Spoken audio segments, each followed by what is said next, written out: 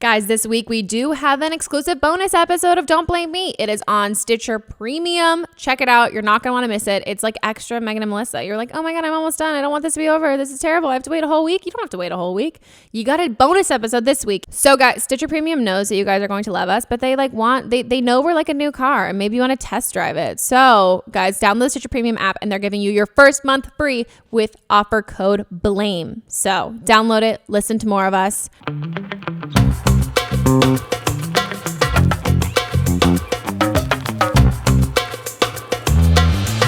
Hello everybody and welcome back to another episode of Don't Blame Me. Today in our quest to get all of the Try Guys, we got Zach here. You gotta catch them all. And you're wearing Try Guys merch. I am. You know, I didn't realize this was going to be videotaped, so I'm like, oh, cool. I'm running out the house. Let's throw on a quick hoodie. No, but the good you're thing, repping. I'm repping. The good thing about having merch is that your lazy outfits seem like a choice. Mm-hmm.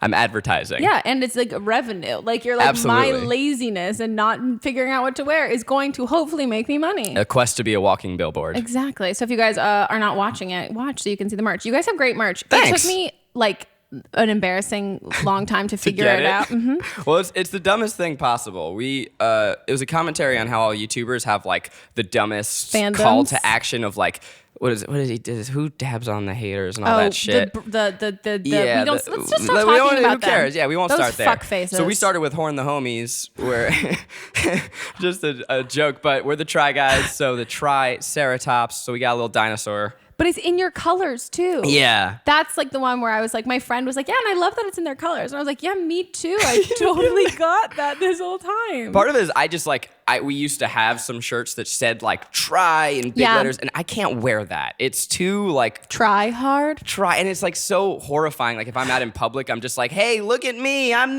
me. Yeah. I'm me. And it's confirming it is in fact me. It just feels too full of myself. So I'm like, let's do a cute logo. Yeah. And I would rather wear that. And I think people would rather wear that. I think it's like more fun. At least me as like a fan like of things. Like I'm more likely to wear merch where it's like I don't want not that I'm like embarrassed to be fans of people. But like I don't want to like walk around with someone's face on like a shirt. So when I see people who do that, unless it's like JoJo Siwa, like I'll wear her face. I want a fucking JoJo Siwa shirt. JoJo, so if you're listening, bad. please send us some Dude, shirts. Dude, sold out. Her shit is sold out everywhere. It's unbelievable. She's in I think she's in Kohl's as well. Yeah, no, I think she is. She's like absolutely crushing. Did you see Justin Bieber and yeah, of course. It's Did great. you see the Justin Bieber issue? Oh my God, Melissa. Hi, let's introduce you. Hi. This telling you about JoJo Siwa and Justin Bieber. JoJo had the most obscene over bubblegum car with her face on it. And like yes. it was like I did Lisa see this, Frank yes. vomited and shat on the same time and decoed a car with it. Yes. And did Biebs tell her to burn it? No, it was. Why do I know that it's West Coast Customs who did the car? I just know. You looked into getting it. You're like, are they selling more of these? Is this more? Can I get this wrapped? So they posted on their Instagram, and he commented on that and said, "Burn it." And then she's made it into this whole thing of like, burn it is like her new like slogan. Oh, God damn it. I know. And then he apologized. She's a savvy kid. Dude, it's crazy. Okay, guys, this is Don't Blame Me. It's an advice podcast where you guys call in, you leave us voicemails and tell us what's happening in your life, and then we try and help you as best we can. Did you emphasize try because I'm here? Mm-hmm. Oh, no, maybe I appreciate it. subconsciously. Thanks. It's like when Gabby and Allison were here separately, and I realized that I kept singing their like international question, and I was like stealing it and using it for our thing, and they both were like, by the way, you know you do that. And I was like, wow, I do. It's my bad. I just love them. And so the phone number for that is 310-694-0976. Holy shit, I remember. Wow, that was huge. Yeah, we went a little bit of a little long break, right? A little long break. A little long. It's been a month. It has been a Welcome month. back. Thanks so much, and welcome you. Yeah, welcome I'm glad to be here. To prepare for this, I listened to a little bit of Ned's podcast, and then every time he talked, I muted it to think what I would say so that I could be better than him. Yeah, so that's my good. really only goal Perfect. here today. If you listen to Ned's podcast, this one's gonna be better. I also censored. Well, I don't read all the. I will go through and like pick questions that I like. Just in general, and I don't necessarily know which. Sometimes it'll be like specific for a guest, but I'll usually read like not even the summary, but like the subject of them. I vetted yours a lot less than I vetted his. Dope. Well, because he's a little more. He's a little cleaner. and has like a a human larva, like a baby a flesh thing. sack that's going to grow into a college student someday. I just felt like I was very because our questions get really extreme, super sexual sometimes. Yeah, and, like, I'm here for it. I'm into it. I just kept picturing Ned like talking about his wife and all this stuff, and then like being like poised with this like very like gross like sex question. I was like, I can't do it. I'm definitely grosser than him. Like I think left to his own devices, he would become like the best version of he'd become like the best version of Kevin James. You know, like clean comedy. Oh, okay. Yeah. Okay. That Whereas, makes sense. like, I take my pants off whenever I can on camera, and it's always the goal. Okay. I had another segue about taking pants off, but it doesn't matter. We're moving on to the actual podcast. Oh, guys, yes, and international callers. Don't worry, we didn't forget about you. You can email us an audio file at meghanpodcast@gmail.com. And we can give you advice too, because we know you have problems, not just in the U.S. Okay, we're starting now. Let's do it. Let's begin. Hi, Meghan. I had called in before, but I was extremely drunk and I don't remember what I said, so I'm going to try this again.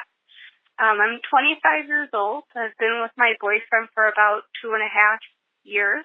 He just moved in this past summer. My boyfriend's actually 31 years old, and he's working part-time at a children's hospital. Every time I say that, everyone's like, well, you're dating a doctor. Nope, not quite. So he is a patient transfer person, I guess. Like, he transfers patients to appointments or if they have surgery or whatever the case is. And he spends the other part of his time developing and animating a video game with his friend. The development of this video game has been slow as ever, and I feel like I'm starting to get impatient. He makes no money off of this video game yet. He keeps telling me that, someday maybe kind of thing, or I say someday maybe, but he seems to be convinced that it definitely will be profitable at some point. Currently, I work a better job, and it's full-time. So that just means that I bring home more money than he does. He does kind of come off a little bit intimidated by that. I don't know if it's just kind of like male ego thing or age difference. He seems to think he should have his shit together more being 31 versus me who's 25. But when I tell him, it's because I'm working full-time and you're only working part-time, you could make just as much money, working full-time. He gets mad because he knows that I hate waiting for this game to take off. I want him to be more financially stable too, or at least be at the same level that I'm at, but I'm starting to kind of feel like maybe that's a shallow thought. I don't really know how to handle, I guess, this situation. I also want to emphasize that I have no idea about video games. I've never played a video game. I don't really know how long they take to make or anything like that. So I don't want to be unreasonable either. Like, I know I'm completely ignorant when it comes to it, but I also want to be with someone who's financially stable. I want to actually have a future with him, and it's hard to picture that when I know he's not at that point yet. Because he is kind of a little bit older than me, I also don't want to be waiting forever either. Any advice on the, situation, and even how to handle a guy who maybe feels a little bit more intimidated, making less money than his girlfriend, or being even less successful to some degree than his girlfriend, at least when it comes to financial. I would greatly appreciate it. Oof. A lot to unpackage there. At first I was like, oh, this is an art question. I can answer how to be better at your craft, but there's so much more at play. Yeah. I think to start, and I mean, you're the only boy here, so you're automatically I'm going to be leaned on heavily. We're going to be outnumbered in this thing because we're all probably going to agree on it. I don't think it's not your job to make him comfortable. Not that you're going to feel this way, but it's not your job to make him feel more comfortable with you making more money. No, not at all. And I have a huge problem with anyone that thinks that that dynamic can't exist healthily. That's so stupid. But it sounds like part of the problem is that she wants him to make more money, and which I also think is instilled in women in general. That you're sure. I don't necessarily think that I won't say it's selfish selfish. I wonder though, I get questions that I have automatically. If like moving in together, I think like someone else's financial, I think drive is more important than like income. Yes. And someone's like what they like having like a passion and a drive towards something and like really wanting to do something and really caring about it. It's like marrying like a teacher. Like teachers don't make a ton of money, but they're dedicated. Like, and they really love that. What would bother me more is my partner seeming like my partner doesn't care or isn't motivated. Yeah. I have so many like first of alls that I want to address on this one. Start. Because my first of all is that there's absolutely no shame in working at a hospital and not being a doctor. I think that's like, my girlfriend's a nurse. I know a lot of people that have miscellaneous jobs around the hospital and they are all valid and awesome. I don't know what this specific job is. Yeah, and just driving patients. Yeah, it's just like maybe if they're at one facility and they need to go to another facility, he transfers them. Yeah. Okay. All right. But okay. I mean, that's like that's not like that job in itself has meaning. Sure. And like comes from like a good place. It's not like his part-time job is working at Best Buy.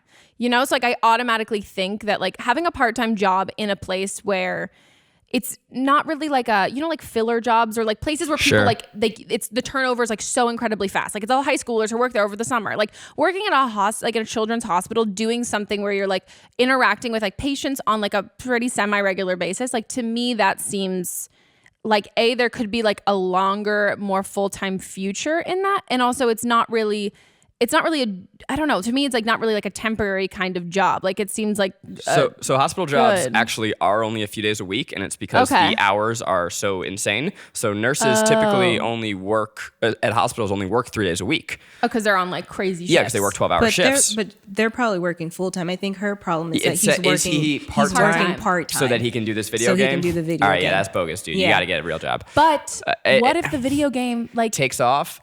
Well, okay. And how stupid do you fucking feel if you broke up with your boyfriend and then the video game blew the fuck up? But the thing is it going to take off if he's not working for a larger company as it is?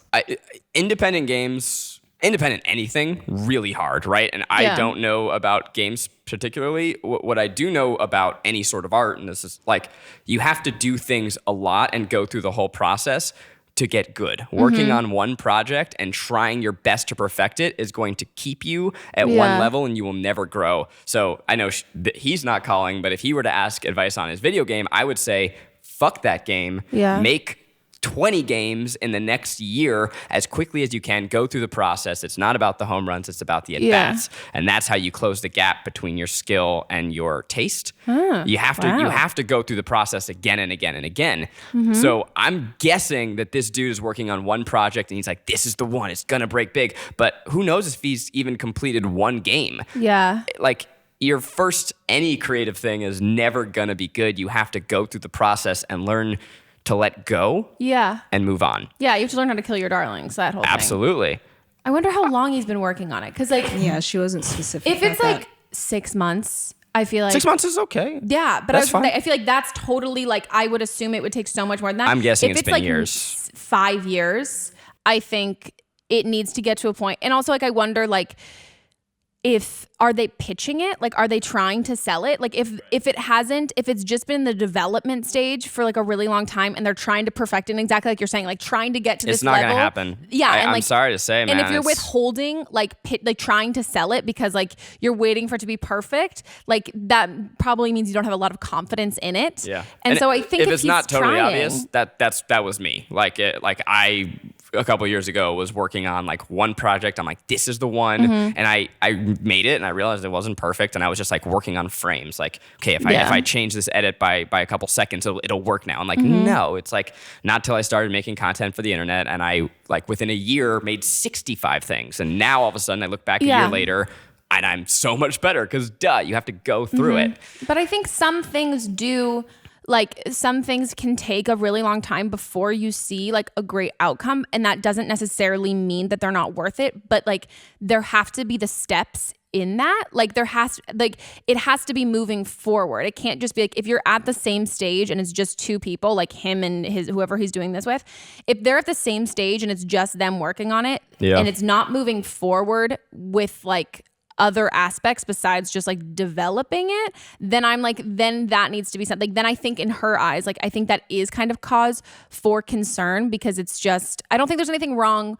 I guess we should go to the financial aspect of it. Right. And I think she's probably right on that he feels uncomfortable and kind of like threatened by it. And I will say, I have made more money than every guy I've ever dated, like ever. And I'm now at the point where if I was dating a guy who like had a lot more money than I did, I'd probably feel weird, because I've been like used to that aspect. And I think like, not even necessarily like feel weird. I just like, I also am somebody who I don't like other people paying for things. I don't feel comfortable with that. Like I don't like when people like, I feel uncomfortable if someone like would offer to pay for a ton of stuff. So I wonder, living together, are you covering his ass? Like, are you like paying for that stuff? See, I might be reading the tea leaves too much here, but I have a feeling that the problem isn't that she makes more money. Yeah. It's really this crux of like, he's 31. Yeah. That's the age when you kind of are at this turning point where like, hey man, like dreams are great and I love them, I support them, but also you have a responsibility. And if she's trying to picture a future with this guy and he's not taking the steps to showcase that he's going to be providing and committed to like the health of their relationship. And so when you're at that age, like, I think it's great to have a passion project, but first and foremost, you need to take care of the home front. You need to have, it's responsibility. Yeah, and she said if he worked full time, then they would be making the same amount of money. Right, and then, it's up to you. If you really care about this game, now in your free time, that's when you're going to be hustling and putting in extra time. But I don't think I'm quite okay with him being like, well, I'm going to do part-time because I'm working on this thing and it's going to take off, it's going to hit. Like, at a certain point, you need to, I don't want to say grow up, and because that infers dropping the dream, but like realize that you have a responsibility and that you need to step up. Yeah, and if this is his dream, then maybe he can get a job in that field. Exactly what I was going to say. And work on that during the day, and then at nighttime he can be working on this. On his own. And getting a job in that field will help him hone and refine those skills. Yeah. I think that's like, you get to this point where you're like dream or whatever you're doing. Like I am an unemployed actor who also does everything else that I do while I'm being an unemployed actor is still like performance and media film related. Like that's where like, with and in him, doing like, so, you're making your own opportunities. And I'm also like learning more about things. Like I'm learning more about everything that I can do in one thing is going to help me in something else. And I think like that's kind of maybe she's picking up on the fact that like these are two totally separate part-time jobs that like it doesn't mesh to be like one driven dream of what they want, what he wants to do, which I think can be like a little alarming. But I'm also curious, like, does he know how to code? Like, does he know how to do anything else that would be like, I think like some people like, I have friends who they work to live. Like they have like desk jobs, like they're fine with it. They don't like love it, but like their weekends, they shut off. They don't have to do anything with work. They don't even think about it once they go home and they go on these trips and they do all that other stuff. Yeah. And then I want to know too. When you work in a creative field, it's like you like live to work, like you love it. And like you go to bed thinking about it and like not in it can be in a bad way or a good way, but like it consumes you in a different kind of way that you need to be like fulfilled and satisfied by it. And I think for him, he's probably more of that and like only wants to do something he really, really loves. But like there gets to be this point where if you can't do exactly what you want to do, which is like this video game and sell all of that, then what is the next best thing that's close pivot. To it? Dreams, like this whole idea of like, what are you going to be when you grow up? Like what you decided when you were 10 years old. Oh my God. There are so many other versions of it. Yeah, I'd be a Christmas elf at Macy's. That was my dream. Wow. That's not where I thought this was going. Still kind of my dream. I just love Christmas. Well, you can still do that. I believe in you. I could, maybe. But maybe you can be tall. Oh, I am too tall.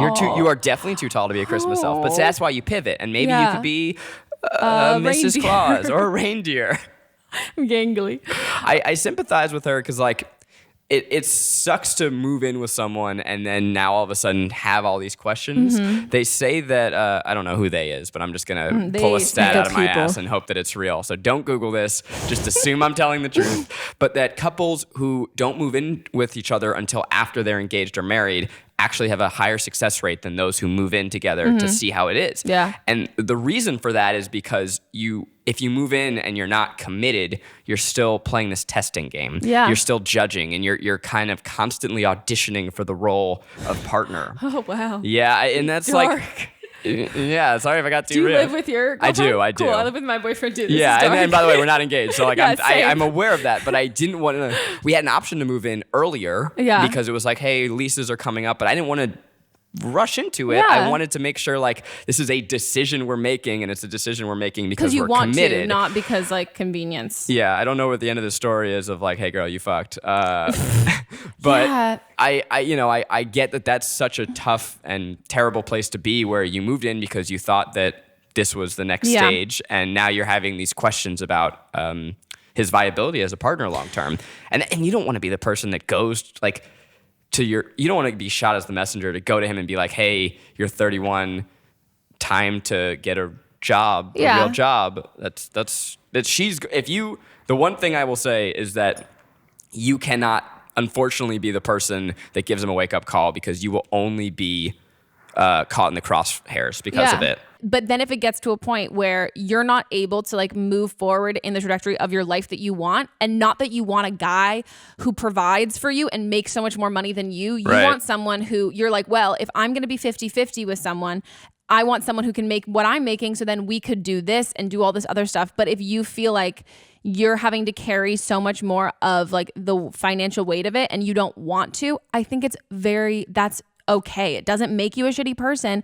And if this relationship ends up not working out because of it, that's also fine. Like, I don't think it makes you a shitty person for wanting to be 50-50 with someone for a decent chunk of the time, because it's never always going to be 50-50. It's going to be like ebb and flow. But like, if it doesn't change, I don't think you need to feel guilty about not wanting to like stay in it, because like or talk about it, give not an ultimatum, but address it. And I think we agree it's not really the money. Money is the tangible expression of it, but it's this feeling that you're working your ass off, you're working a job as a responsible adult to basically he's complaining about pay this. for him to do a thing that we don't know if it's going to pan out. It's just like a responsibility thing of pull your weight and put in as much effort as I am. Yeah, because he's also complaining about like not. He was complaining. You can't do that, dude. Exactly. So I think, you have him call in.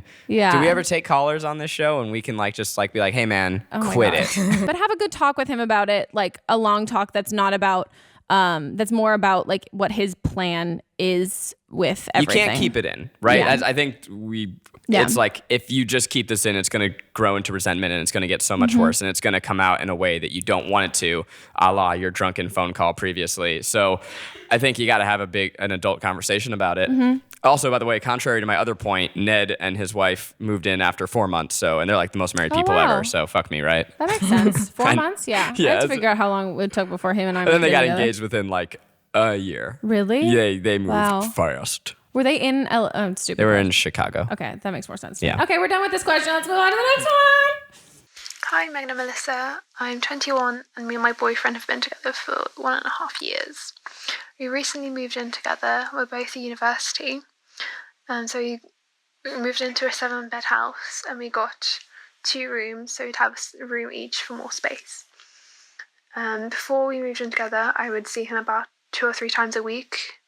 We would go around to each other's houses. And when we were together, it felt like we would spend all of our time together, have more alone time. But now, since we moved in, it feels like we spend all of our time as a flat. And then even at the night, we could go off to our separate rooms. So it often feels like we're more roommates than we are boyfriend-girlfriend relationship. And it ends up that I kind of lost the romance and can often feel like I'm being friend-zoned. which I hate the phrase. Also in this house, there is another girl, and they've got quite close. I don't think that there's any romance between them. I would never think he would cheat on me. But their friendship, I'm getting jealous about their friendship. They spend quite a lot of time together, and they seem to have quite similar interests. And ends up feeling like he spends more time with her than he does with me. I feel like I'm in second place. It doesn't help that I've got really bad self-confidence and self-esteem due to bad relationships with my family. And he's my first relationship, so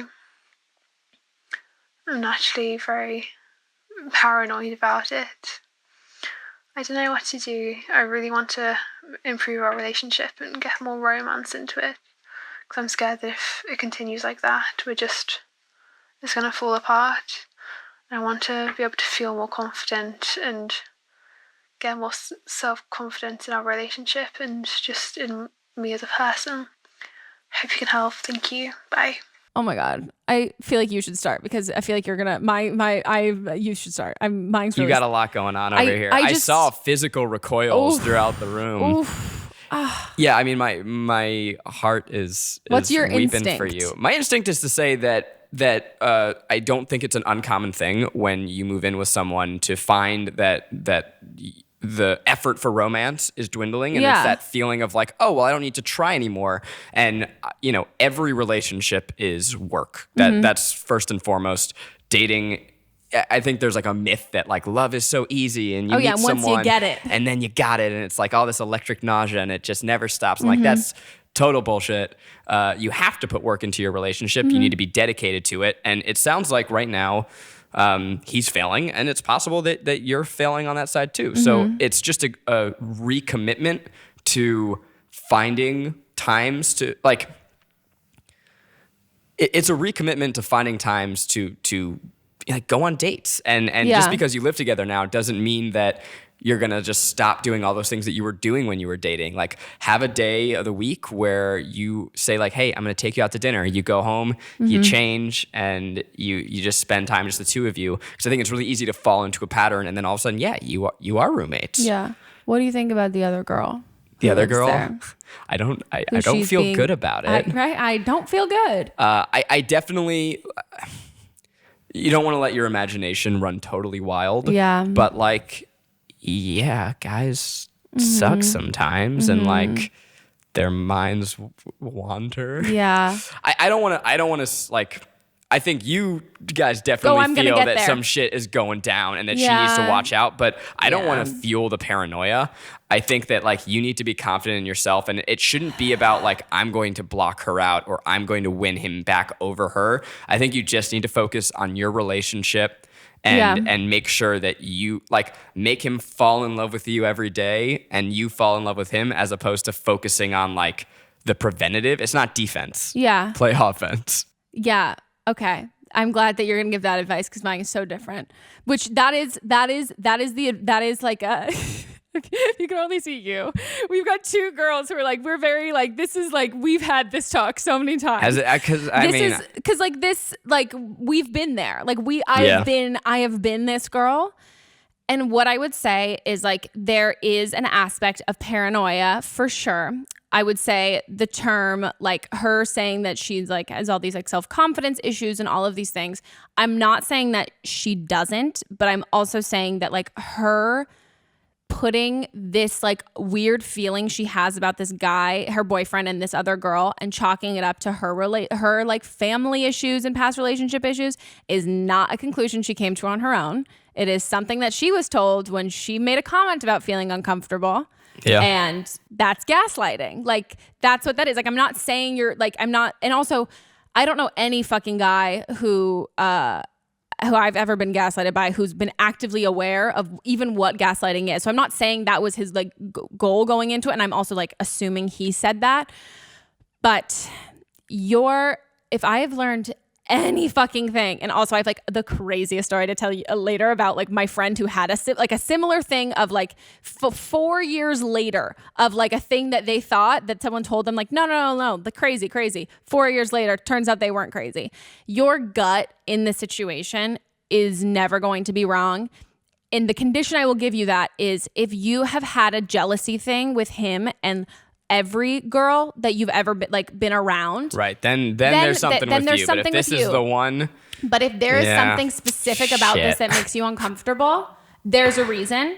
And yeah, I think your advice is better. I just wanted to make her feel good. I just was like, what's gonna make her feel better? I don't want to. That's good. And also, she asked like, what can I do to like help our relationship? And that's like that is the advice that you do to help your relationship. But right now I think what you need, like, it's like just look at what's in front of you. You're probably not fucking crazy. There so what do we do about is this girl? Something going on. You don't do anything about the girl because it's not like, yeah, the girl's shitty, but it's not the girl's fault. Like that girl doesn't owe her anything. Her boyfriend owes her something. That's who the commitment's with.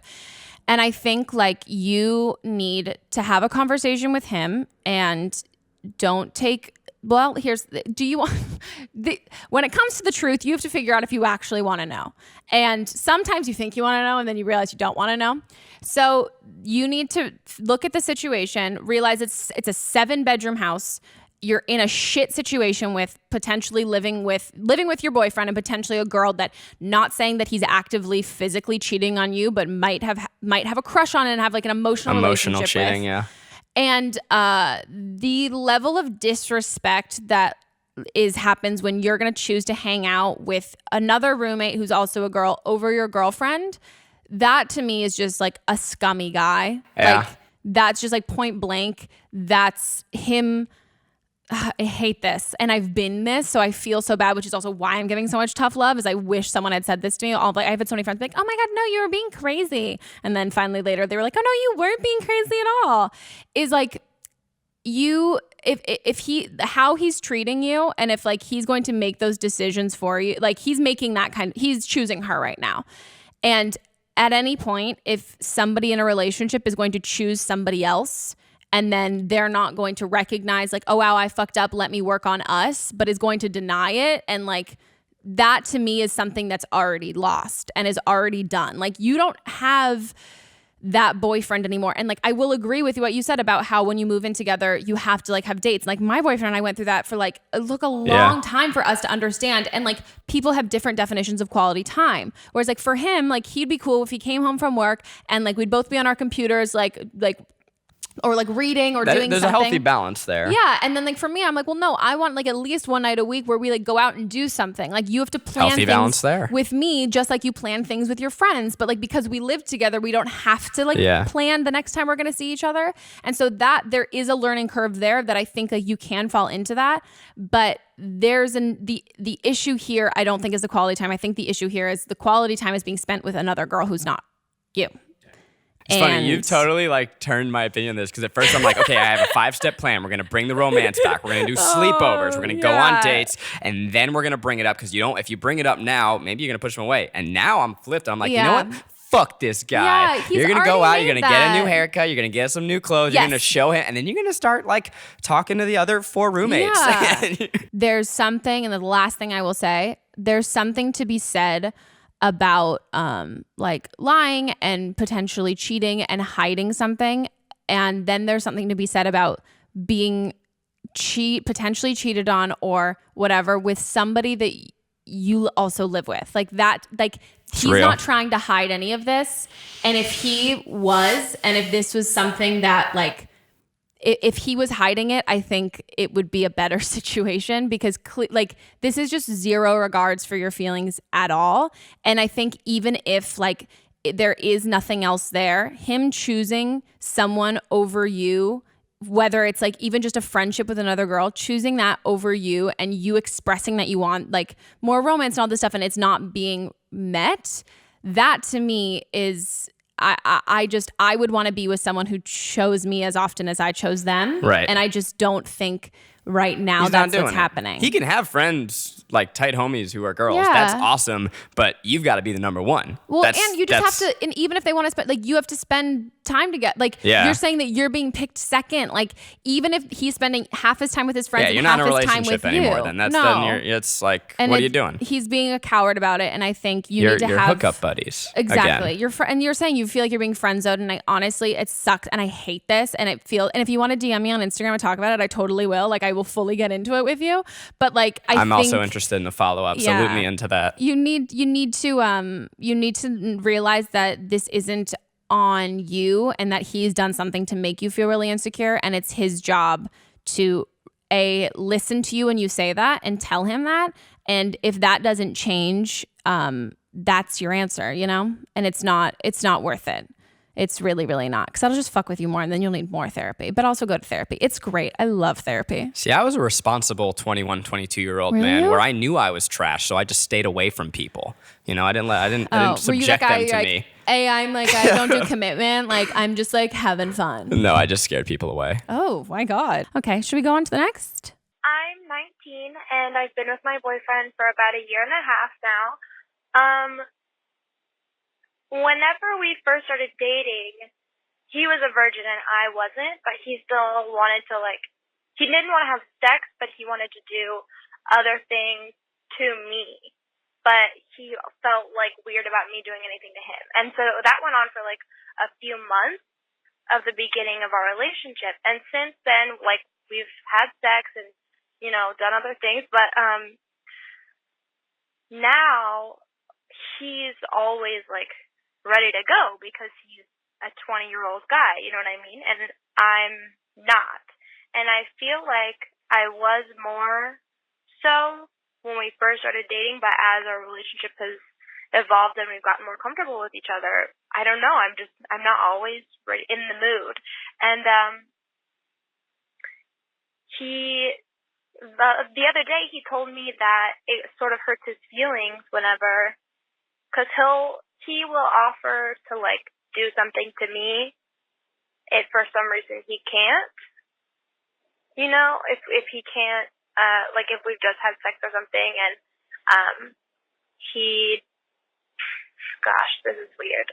If we've just had sex and so he can't go right away and I'm still ready to go, he will offer to do something to me, but he said that it hurts his feelings that I don't offer to do anything to him if I'm not in the mood. And I sort of think that it's different because when it's me, I'm just not in the mood and I wouldn't want him to do anything to me if he wasn't.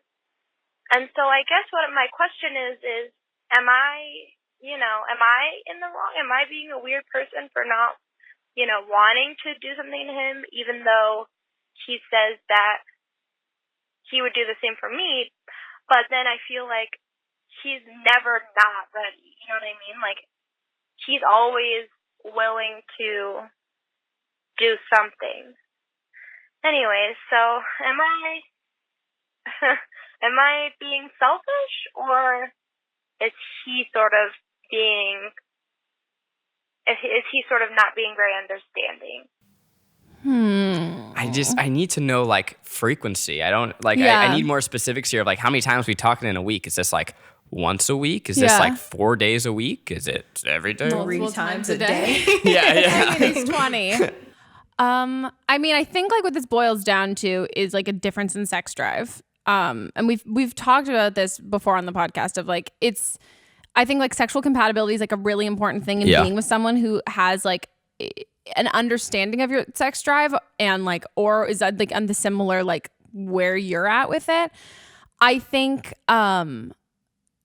he probably has a higher sex drive than you, which I mean 20 years old. Yeah, he's a bunny rabbit. He's just ready to go. He's the Energizer bunny. Yeah, and I think I am wanting to know why they didn't have sex for, like, I'm wondering, does he masturbate? Like, right. Because if they were not having sex, like, was it like an abstaining from everything kind of thing for a while? And like, is that the only way he's getting off? Is like with that, like, is there any sort of, I don't know if there's What's your like opinion on masturbation in a relationship? I think for sure, go for it. Yeah. For sure. I think if like I'm in the mood to have sex and like you're instead like jacking off, I'd be like, hi, hello. I'm over here. Exactly. But I think like if I'm not in the mood, or if I'm like, you're in the fucking shower, or if I'm like not home, or if it's like not that, I think if you're choosing that over like having sex, then I think that's a problem. Yeah, but like I don't have any sort of. So just go tell your boyfriend to jerk off a bunch. Yeah, but if he is, here's what I'll say. I think like, and this might be surprising. He'll be like, "Wow, Meghan, I didn't think you'd say that." I don't think like he. Not to put words in his mouth, talking about things with his mouth. I don't think not that you don't have like the greatest vagina in the world, but like I don't think he is like just like craving vagina and that's why he's going down on you. It's more along the lines of like he likes getting you off and like likes that aspect. So he's not necessarily like, oh, I'm in the mood to like eat her out, but like I'm in the mood to like, there's a confidence boost and like he wants to make you feel good. And so I think that he's probably not going to say that to you where he's like, well, when I'm going down on you, it's like, if he's horny, like maybe he's getting off by going down on you, but like to me, those are not necessarily like, he totally might be, but I think like it's more about like pleasuring you and less about him. Like I don't think he's selfishly going down on you. Yeah, I think it's about her pleasure because he was going down on her before they even had sex, and he wouldn't let her go down on him. Yeah. Well, it sounds like he had some hang-ups, but I guess he's way over them now. Yeah. But I think know. like there's like you should never feel pressured to do like anything sexually that you don't want to do. Yeah, we got it. First and foremost, there's no world in which you should feel bad for not always wanting to pleasure him. Like that's not your exclusive job. There's also just the reality of like totally going back to your idea of like sexual compatibility. There's frequency, but there's also like time of day. Yeah. Some people are like morning horny. Some people are night horny. With morning sex, I'm like, I need coffee. Yeah, and do like not fucking go on to and I'm gonna tell you, like, I get tired at night. Like when I'm tired, I'm like, I gotta go to bed. I'm not like, this is a stamina thing and I don't got it. Yeah, you're no. I'm ready to sleep. I am asleep. Stop. So like it's something to figure out, and I was gonna say an adult relationship, but you guys are still in college. In relationships, I think you have to talk about it and figure it out, and it is possible to get into a place where you're not putting enough time for your physical relationship, and that's an important component. But I think it's okay. You shouldn't feel pressure. That's not a good place to be. No. It's not going to go well now, and it's not going to go well in the long run if you feel like you're doing something out of obligation. Sex is supposed to be fun and intimate and an exchange of passion and fluid. And fluid. Gross. Use a condom. I also wonder though, is he going down on you in hopes of like do unto others as you would like done onto you? So that was like especially in college, I didn't know a single guy who enjoyed it. Going down on girls? Yeah, it was like something that it's something that you develop over time as a guy. And it really, the context in which I heard about it when I was younger was either abject terror and like, what do I do? I don't know what to do. Or this is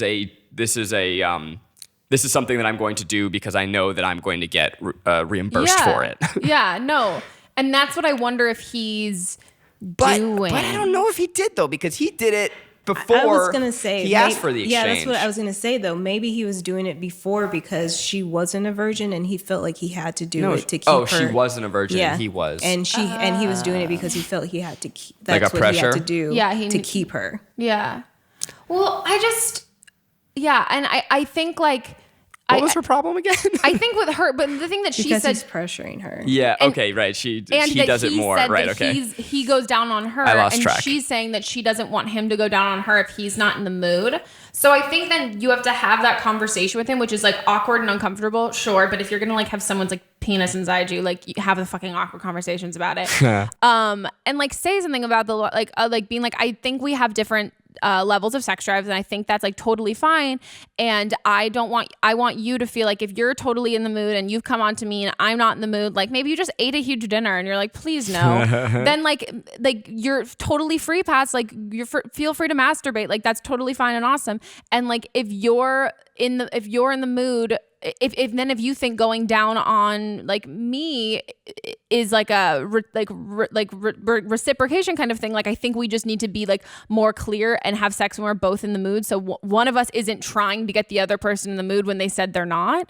And so I think you just have to have that point blank conversation and then give him permission, not that he needs your permission or anything like that, to be like, if I'm not in the mood, like you feel, because maybe he doesn't feel comfortable like watching porn or masturbating because he feels like he's cheating on, like, not like, I don't know, maybe he feels like he's cheating. Yeah, it's a weird conversation to broach. Yeah. And I think that's totally common, that people feel like when they're in a relationship they can't watch porn anymore, that it's like I have to save myself for you exclusively. The porn conversations we've had from this, that's where I didn't know people had so many varying opinions. Really? Yeah. I mean, I don't think that my girlfriend would be happy with it. Yeah? Yeah, I don't think so.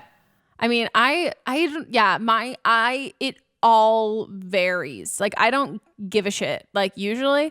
But, like, again, like, if I'm there and, like, your choice is going to be to watch porn and not have sex with me, I'd be mad. But, like, if I'm, on the couch, like, eating tacos, being like, I don't want to have sex right now, like, I'm bleeding out of my vagina, I'd be like, go ahead, watch porn in the other room.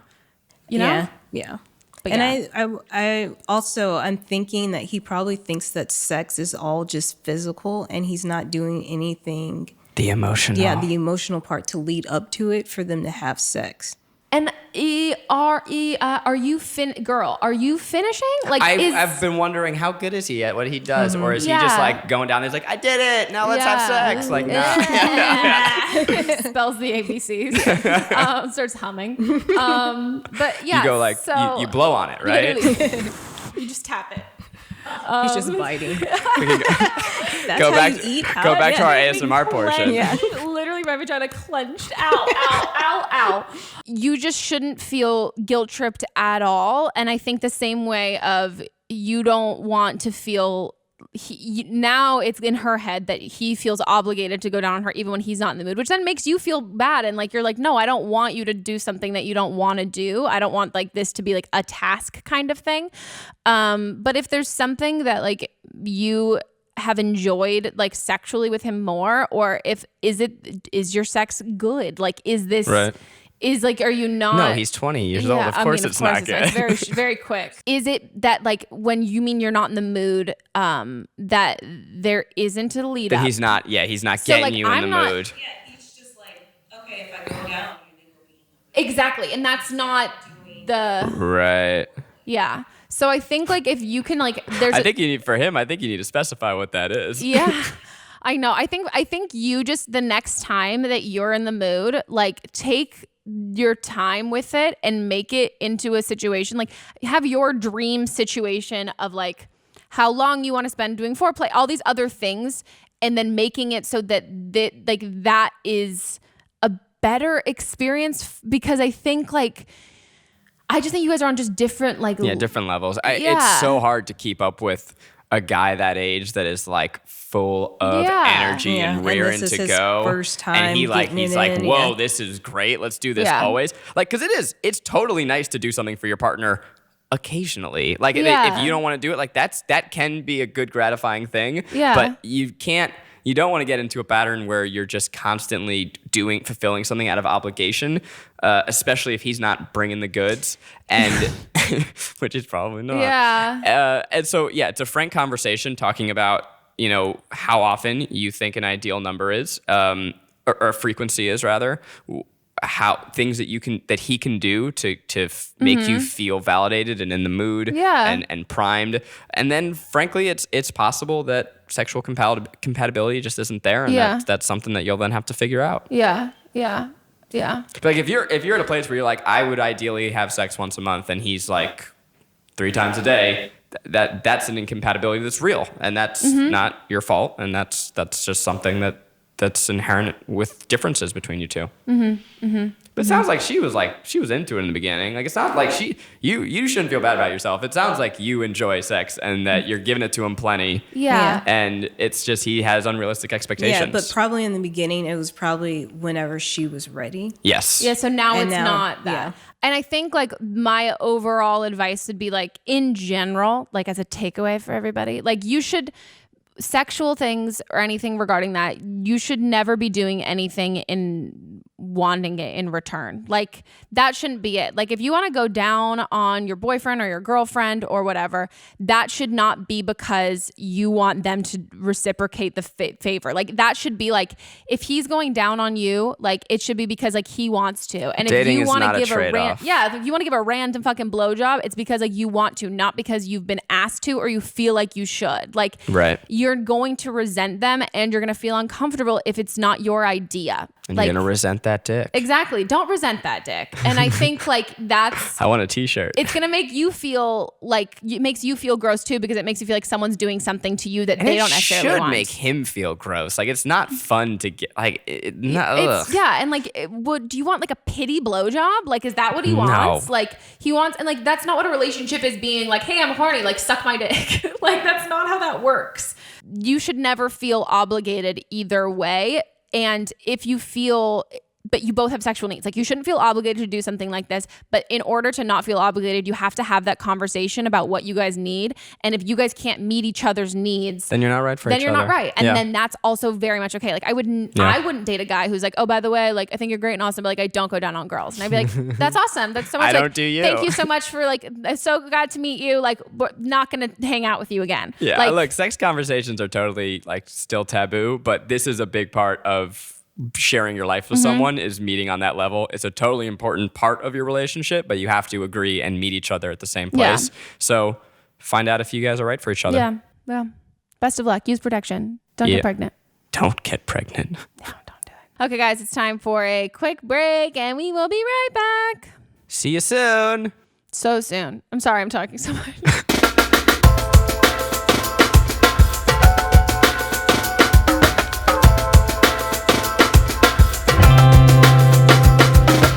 We all make resolutions just because we think we're supposed to make them. But here's a resolution that you actually need to make this year. Getting rid of all those sketchy ingredients in your deodorant once and for all. Ditch the aluminum and still keep it fresh with the coconut deodorant from Kopari.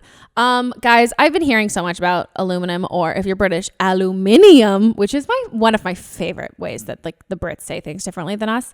I've been hearing about aluminum and deodorant for honestly like my entire childhood. And then once I like got out of like that the granola house I kind of grew in, I started buying like other ones, and just the conversation was coming up, and there's just so much grossness in deodorants and like women's like feminine hygiene products just in general. But for me, I was kind of hesitant just because I'm like, well, I don't want to smell. Like I'm like, if that's the thing, and so many reviews and like ones that I had tried out prior, it just was not working. And I was like, well, is it going to be something with aluminum that works or something that doesn't? And this way I don't have to give up on it. I'm a huge fan. I think I mean I wish I had made the switch way earlier, but it doesn't make you smell like it's an effective deodorant that you could actually feel good about using, which I think is something for 2019, especially for me, like an overall resolution is like, hey, Meghan, you know what? You can like not smell, and you can do all these other things, and you can also like still be nice to your body. So Kopari's deodorant is formulated with plant-based actives like sage oil and coconut oil to outlast your longest days. It smells like sweet coconut milk, and the scent is fresh and never overpowering. Unlike traditional deodorants, Kopari's deodorant goes on smooth and doesn't leave behind a sticky white residue, which it can be really gross when they do that. Most importantly, it's vegan and free of silicones, sulfates, parabens, GMOs, and baking soda, and it's great for sensitive skin, which, hello, me, sensitive skin, so bad. Literally was just telling Melissa how I broke out in a rash because I got too cold.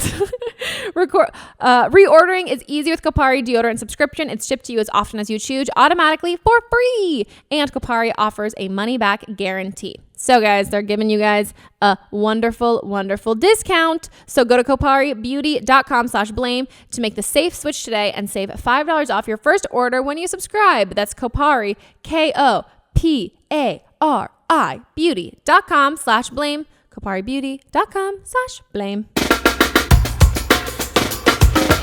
This year, make health and wellness a top priority with the help of Care Of's monthly subscription vitamin service. Simply answer a few questions about your diet, your health goals, and lifestyle choices via Care Of's fun online quiz. And you'll get personal, scientifically backed vitamin and supplement recommendations in only 5 minutes. Then, each and every month, Care Of delivers them right to your door in a customized daily pack. Great for a lifestyle of on the go. There are even vegan and vegetarian supplement options available to match your dietary needs.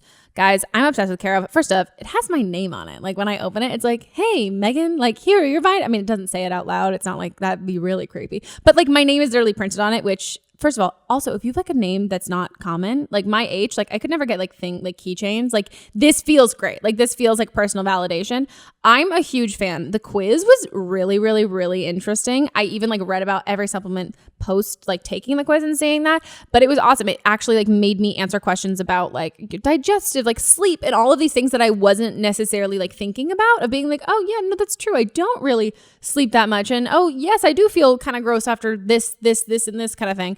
And so I really like them. I'm a huge fan. I've been, gosh, I mean, I've had them for quite some time now, part of my routine. And I just am a huge fan of vitamins. So take advantage of this month's special New Year's offer. For 50% off your first month of personalized Care Of vitamins, go to takecareof.com and enter promo code BLAME50. That's takecareof.com and code BLAME50 for 50% off your very first month.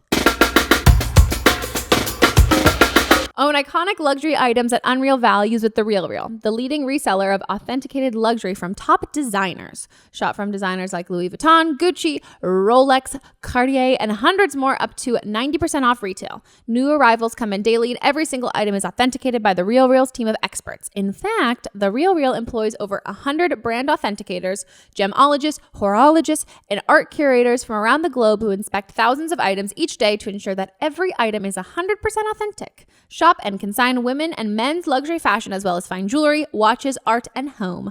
Shop online or visit one of their stores in Soho or West Hollywood, or visit one of their luxury consignment offices in Chicago, Dallas, Miami, San Francisco, and Washington, D.C. New customers receive an automatic $25 off at checkout. Guys, I've talked about The RealReal before.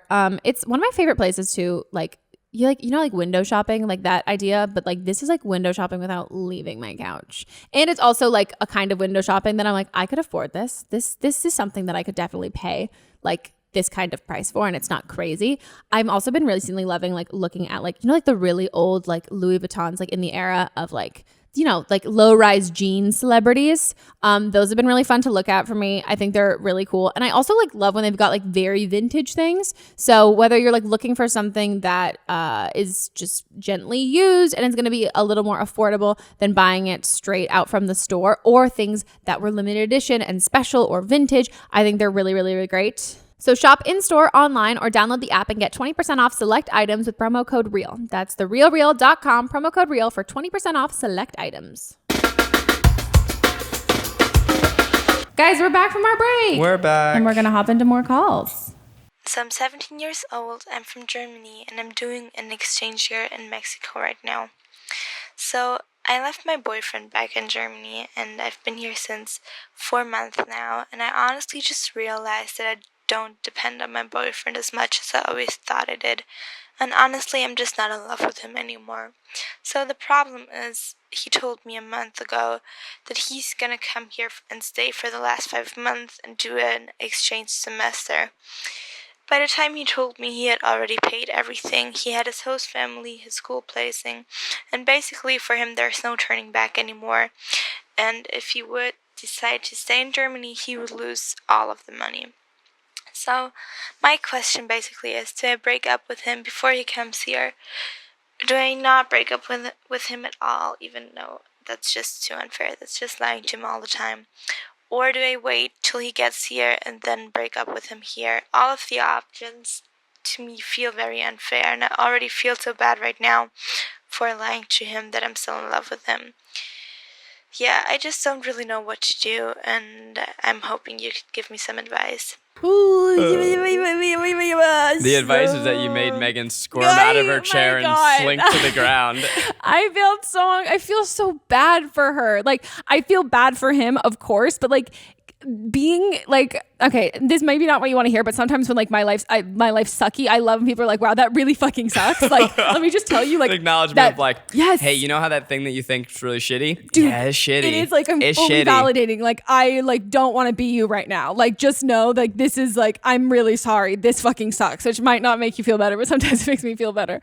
What an uncomfortable situation. Holy fucking shit. And you know, I'm just gonna jump ahead and say, rude of him to book that trip without asking you. Super presumptuous. Also, 5 months. That's a lot. What the fuck? Was he gonna stay with you for 5 months? Where's he living? That's fucked up. I kind of think it's kind of one of those things like with pyramid schemes where if you're stupid enough to buy into it, like I kind of am like, well, you did this to yourself. If that's like, if you're going to get a non-refundable fucking ticket and all of this stuff, like part of me is like, well, shit, like you should be out of that money because that was a really presumptuous decision. I also want to say maybe there was some conversations that you felt okay, like you didn't know he was necessarily being really serious about, or maybe he read too much into stuff. So there might have been a part in like which you feel guilty for kind of like maybe not shutting him down, maybe not encouraging and saying that you really want him to, but not shutting him down when he said he was gonna do this stuff, which I think is fair because like when you like decide you don't love somebody anymore, oh my God, it's the most, oh my God. And I'm a ghoster, a serial ghoster. Yeah, I'm ashamed to say, well, I've been ghosted on and I've done it myself and neither is fun. No. You're amongst friends. You are. We are big ghosters and we got some shit from people saying that. I've only broken up with someone once, but also I've like barely had any relationships. So I don't know why I'm on this podcast. I have no advice to draw from. But it was the most uncomfortable thing I ever did. But I was like, I have to do this. I can tell you like me and I don't feel the same. That's great. Because I would just ghost. But then I did it before a shift, like one of her shifts, like she was going to work and like we met up and like, I don't know why I'm telling this story. Why am I putting myself out there like that? But it was like, and then I had to think of like, do I ruin your day by telling you now? But I realized like, no, I have to rip this Band-Aid off. Yeah. I'm not going to continue to lead you on. There's never a good time for that conversation. Yeah. I think like you just right now, like just need to fit, like it's the lesser of the evils. Like it's all shitty. Like it's all going to be shitty for him. He's going to be mad at any of them. I think if we're going to rank them, I think the worst thing you can do is break up with him in where you are. Yes. Do not let him come. Don't let him get on the plane. Don't let him get on the plane. You know what sucks? Blowing a couple $100 or $1,000. Okay, well, you know what sucks? Wasting couple $1,000. You know what's worse? Flying to Mexico, getting dumped, and having nothing to do for 5 fucking months. That is awful. You're going to put school. Oh God! I kind of miss that. Is he going to be studying there? But are they going to be in the same? If they're coming from the same school previously, they're probably going to end up being in the same study abroad. Like, you know what though? Hold on. Maybe let's let him go to Mexico. Lizzie McGuire life. Lizzie McGuire. I was going to go like an Eat, Pray, Love. Paolo. Find a Paolo. Discover yourself. Where in Mexico are you? Mexico City? There's a lot to do there. It's a big city. I love Mexico City. You guys can avoid each other. I mean, you know what? I'm going to say no. Let him go. You're stirring the pot. You guys. Fuck this. No. Here's what I'll say. Okay, and I think I love the Lizzie McGuire life, but I think, which like speaks to me, I think you just have to let him make that decision. So if you break up with him beforehand, he might still want to go. Yes, and that's okay. Because it's not refundable. You need to be okay with that because there's no good solution here. And like the little bit of discomfort, the discomfort that it's going to give you to be in the same city as him, like I think we need to be sensitive here that there's a lot on both sides. Yeah.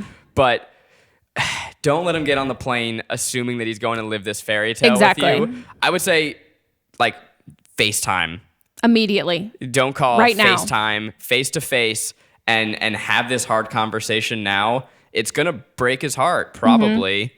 So shit. There's no. His heart's gonna get broken. But either way, it's gonna happen, and it's okay. Like we need to tell you, it's okay to feel this way. You're 17. Not every relationship is gonna last. This is unfortunately something that may happen a couple times in your life, and and the people who are older are going to tell you that we still haven't really figured out how to dump people. No, not at all. And also, like, he's allowed to be mad at you too, yeah, which for like sure.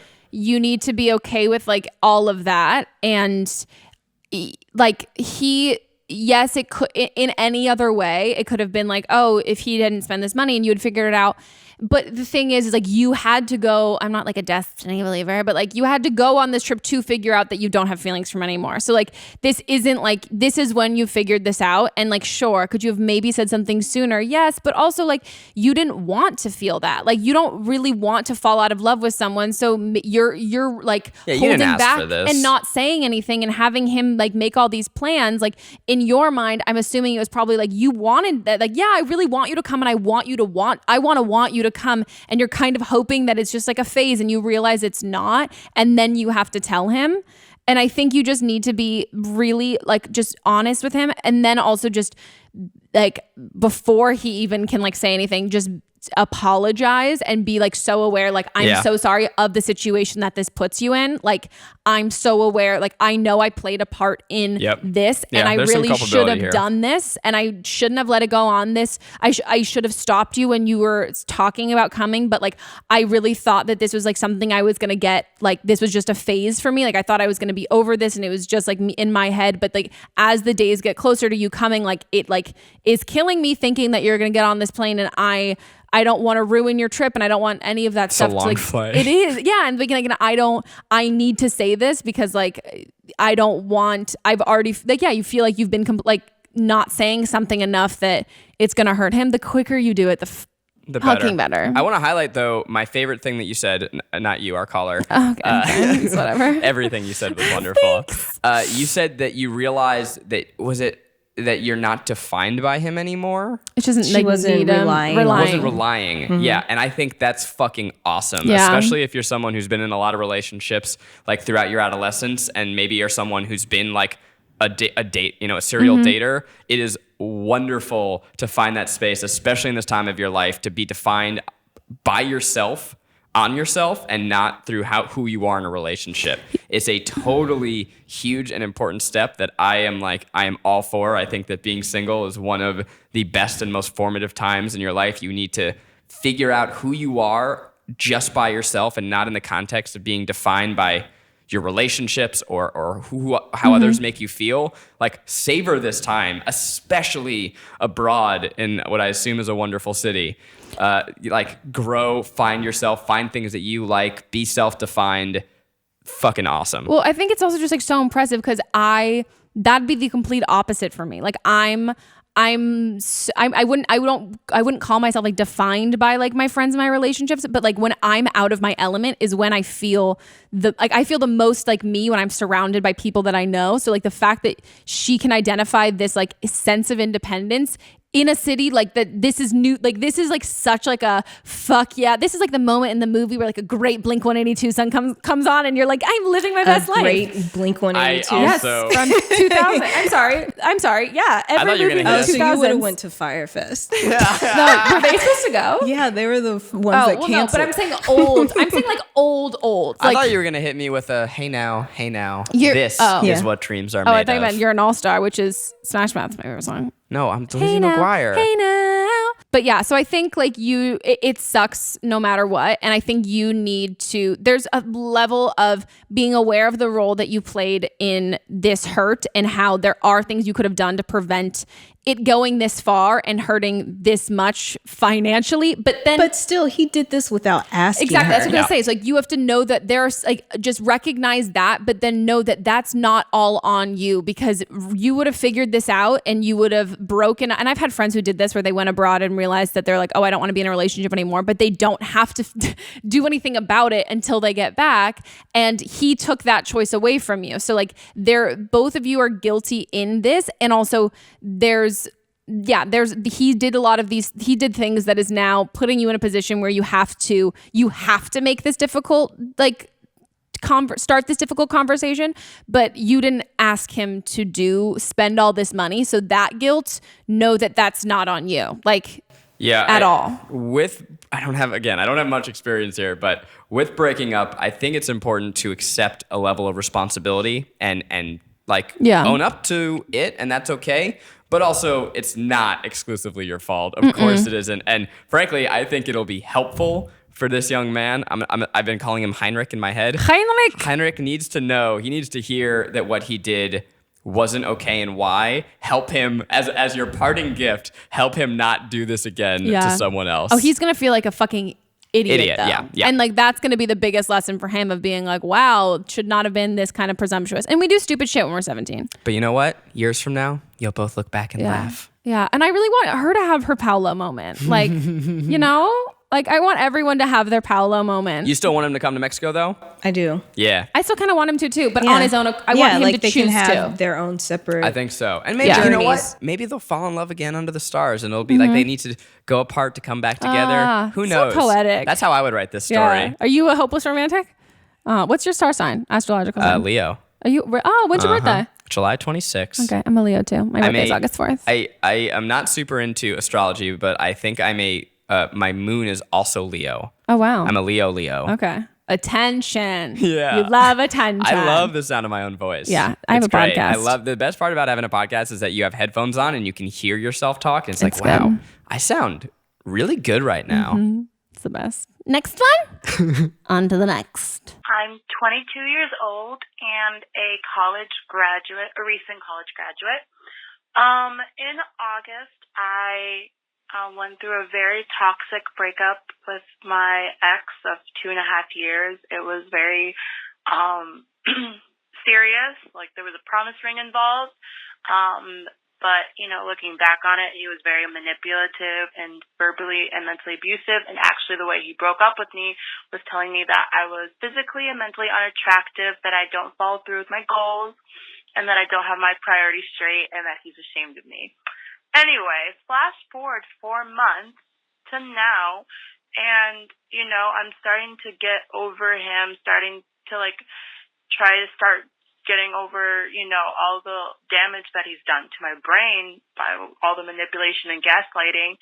And my mom finds a note in our mailbox written by him, and the note contained $50 in total, $25 in hard cold cash, and $25 in a Target gift card, and 3 notes, one of which was dated for New Year's Eve, but I opened it anyway because he doesn't rule my life anymore.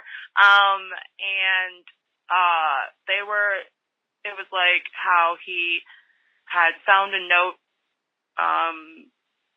by me that was written in 2016, and like the gift card was established in 2016, and he thought it was a sign, and that like he gave me all these song recommendations, but they were all love songs, and I'm sure it's all about, you know, what he's thinking about me, and I listened to them. They were all literally like love songs.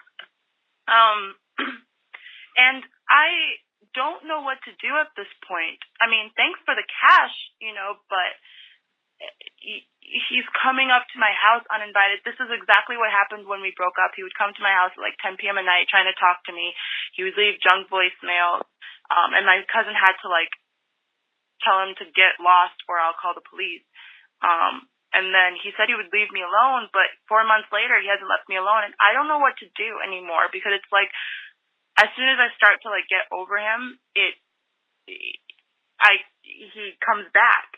And I don't know if like this is a restraining order situation. I don't know if I should just like contact him one more time and be like, don't talk to me, don't show up at my house anymore.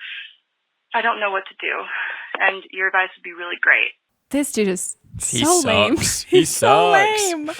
As the great philosopher Jojo once said, it's just too little too late. I was going to say, get out right now. Right now, it's the end of you and me. She's got a lot of advice. She's got a lot. She's been share. a philosopher for a long time. Return the fucking money. No, don't. No. Because that's giving him too much. Do not do anything. It's as if you never saw any of it. Yeah, okay, that was going to be my next word. So, okay, I'm halfway correct. That you don't contact someone to tell them to stop contacting you. Nope. If someone's pulling out all the fucking stops, it doesn't matter what you say. They're just going to be like, they're talking to me. This is my in. Like, you need to just shut the fucking door. Like, there is nothing. Like, I have cut people out of my life. Like, and they're no matter what, like people will try and get back into your life for any sort of reason. And it is not, I've literally had like people like send same thing, sent money, sent things. Have you had guys do this to you, like romantic? I had friends? one ex do this to me. I had one ex do this to me, but then he got a new girlfriend who he seems very happy with, and I haven't heard from him in a long time. But it was the guys same thing. Are fucking nuts, huh? Well, he was fucking My nuts. God. But yeah, no. So there's a level of like when somebody is so detached, like as you're obviously we're in the situation, and so this like just knowing like based on if you're listening to the episode, make sure you watch it to see our reactions. Like these are people who we don't know you guys, and we're saying that this is fucking crazy and like he's being insane. So just know that like just point blank he's being like fucking weird and crazy. So when somebody is doing those things and pulling out these stops and just like being ridiculous to get your attention, it doesn't matter what attention you're giving them, even if they're not listening to what you're saying. If you say, don't ever speak to me again, they're like, I have a chance. All they're seeing is you speaking to them and the contacting. So if you give an inch, she's going to take a mile. Just cut and run. That's how it'll happen. Like in breakups, it's been like I had an ex who was like showing up at my place all the time, all of these things. And so I like when I had told like my I was living in like a gated building thing, and I had told him, I was like, this is a picture of my ex-boyfriend. We are no longer dating. Like you need to not like they can't be let in. Like they don't have any of this clearance or any of those things. And then I would also say you need to talk to your friends about it and your family and be like, if you find a note, don't tell me. If you see this, throw this away. Because that's the other issue is like you shouldn't, you need to block numbers. Like that's the same kind of thing. Like I don't feel any sort of guilt to like the people that I have like cut out of my life because like their numbers are blocked. Like I don't see blocking. That. Like don't have like don't be able to like go check in on him on Instagram. Yeah. Like every single platform possible. He don't exist anymore. And like and everybody needs to support that and like your family, like all of those things. And so 4 months I would say is not a super long time. My ex, when we broke up, I got a message, like I literally it was like out of a fucking movie. I got a text from him and I walked into like, you know how in like movies they have like just like in the grocery store, they have like stacks of food in a way that you would never like actually do that. They had it at Ralph's, a stack of butter. I walked into a stack of butter, like a fucking full pyramid. You knocked down the pyramid? I knocked down the pyramid because I got the text message and I was like, I hate my life. I was like, this is so cliche. But I got a text like a year after. I think you need to hear it gets butter. It gets butter.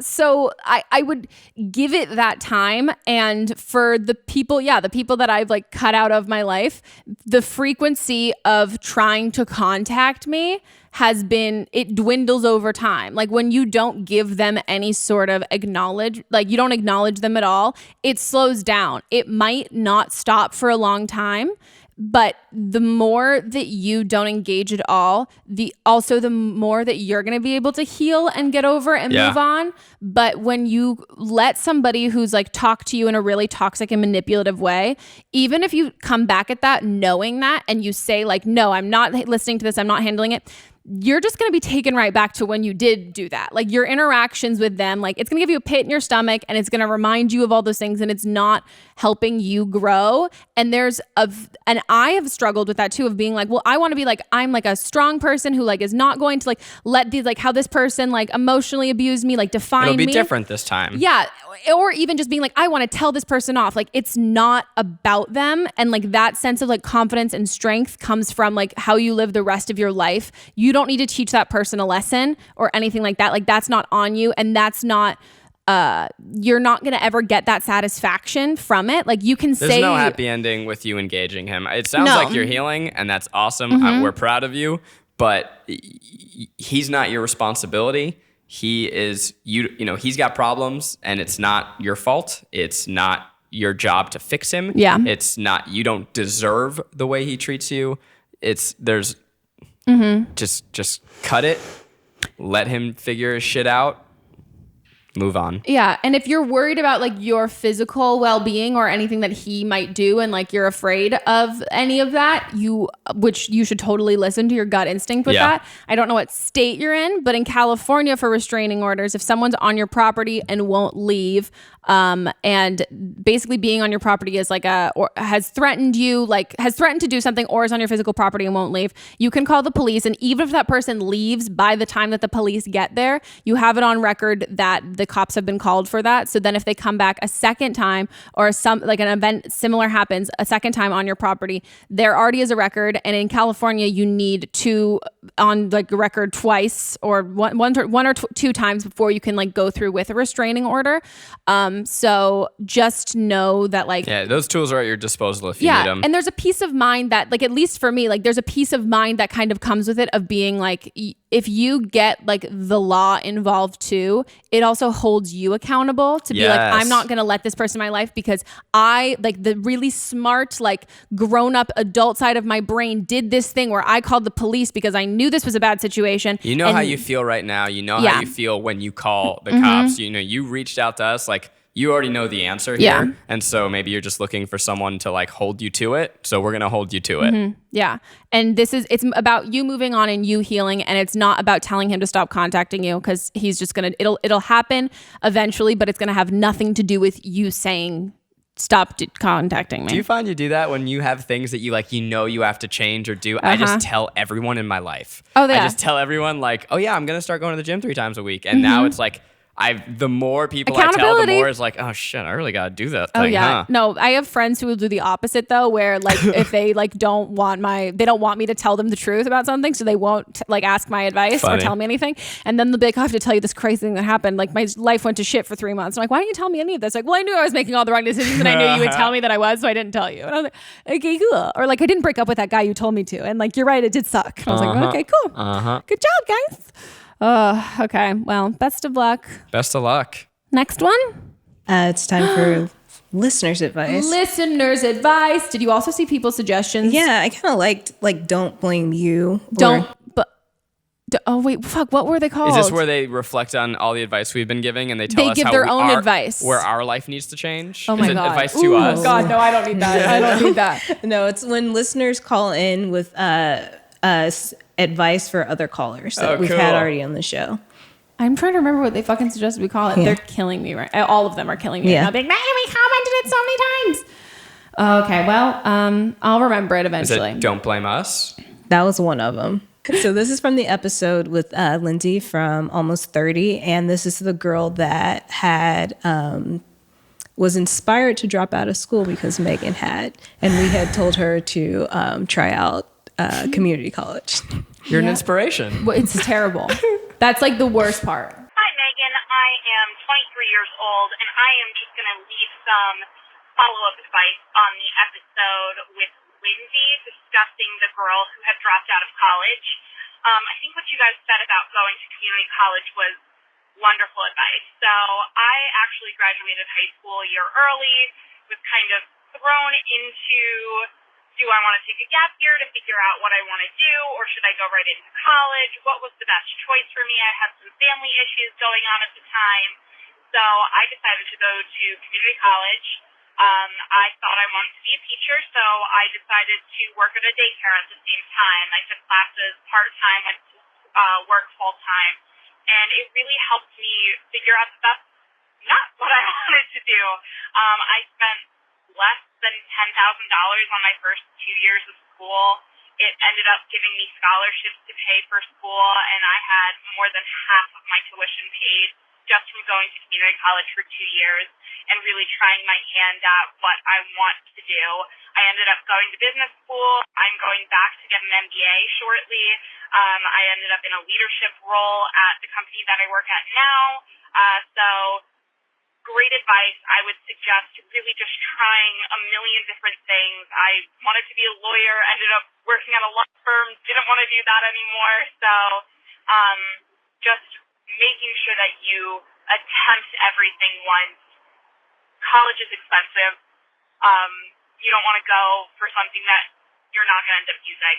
Oh my God, wow. She is the poster for dropping out, not me. Yeah. I would like to reappoint her to be the one that everyone asks for advice about dropping out. Wow, that's like hella impressive and like a really good PSA for like all, like she should be the commercial for community colleges. Yeah, I mean, I think that just was. That's like great. That was great. I want to go to community college. Dude, same. I want that kind of drive. Like that's like impressive. Very impressive. That's incredibly impressive. So I'm go community college. I'm so glad that I'm here listening to others as opposed to the calls that are going to reflect on this episode and be like, yo, that Zach guy was a fucking idiot. You know what he was talking about. There are some where I've gotten some from mostly. Well, I'll call him out. Melvin got so much heat for his episode. So I don't think anyone's ever even gotten close. Cool, yeah, cool. I don't think so either. Well, yeah. I'll add to that community college thing. Like, ton of my friends from my friend group at college were mismatched for either our college or their major.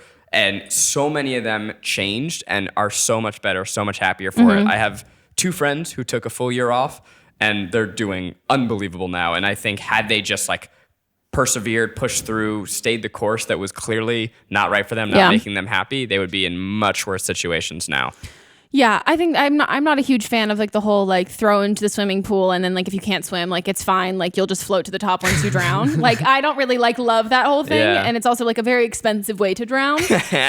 So I'm a huge proponent of like just finding what you want to do, but like not everything's fun all the time, and like knowing that like you're gonna have to do stuff that like isn't necessarily fun, but like you shouldn't. I don't know, like your mental health shouldn't like be sacrificed and all those other things. There's a difference between hard work and being mismatched. Yeah. Like I also know someone who has so much anxiety just at the idea of school, and then she was top 10 of her class, and it's like, no, you're doing good. You just need to find coping mechanisms and some release. There are others, my aforementioned friends, who like, this is not right for you. Let's change the major. Let's figure it out. Find yourself. Yeah. And clearly the caller is case study of why that can be really great. Oh my God. Go you guys. Go so impressive. You. It's almost inspiring me to go back to school. Oh, maybe the section you can take classes online. Can the segment be called Can't Blame Ya? Can't blame ya. That's cool too. That's good too. Yeah. Well, that is our episode. Zach, thanks so much for being on. You gave great advice. Thanks for having me. And you weren't problematic at all. This is great. I'm relieved to hear. And now you have to force the other Try Guys to come on. Yeah, I know that I'm here as a way to get the other two. No, you do realize you and Ned have shot to the top of our favorite Try Guys because you're the two who've come to this. This was really fun. No, I had a great time. You give great advice. I'm sorry you had to listen to so many like young girls talk about sex. It's fine. It's all fine. I was gonna say like my pleasure, but there's no good way. I just not. Don't. I heard almost everyone say it. I'm was like, no. over 18. Yeah, so it's true. Okay. Yeah, we try. Yeah. So where can people stalk you on the internet? They can stalk me. You can. So actually, if you pay some money, you can go into the white pages and find out where people live. That's what Melissa and I do for everything. We do it all the time. You can follow me at Korndiddy, a joke that just stayed with me, and that's my username forever. Or follow us on the Try Guys, youtube.com/Try Guys. Yeah. And if you guys want to be on an upcoming episode, if something's happening in your life and you need some advice, give us a call at 310-694-0976. International listeners, email us an audio file at meghanpodcast@gmail.com. You can stalk Melissa and I through the links in the description as well. And if you want to find out where else you can listen and or watch Don't Blame Me, this podcast, you can go to don'tblameme.show. We're on YouTube. We're on Stitcher Premium, where you can listen to bonus episodes. It's pretty exciting. Okay, guys, see you next week. Goodbye. I won't be here.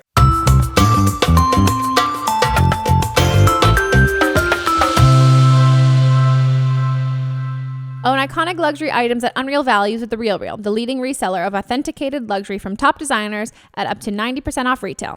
Every item is authenticated by The RealReal's team of experts, and new arrivals come in daily.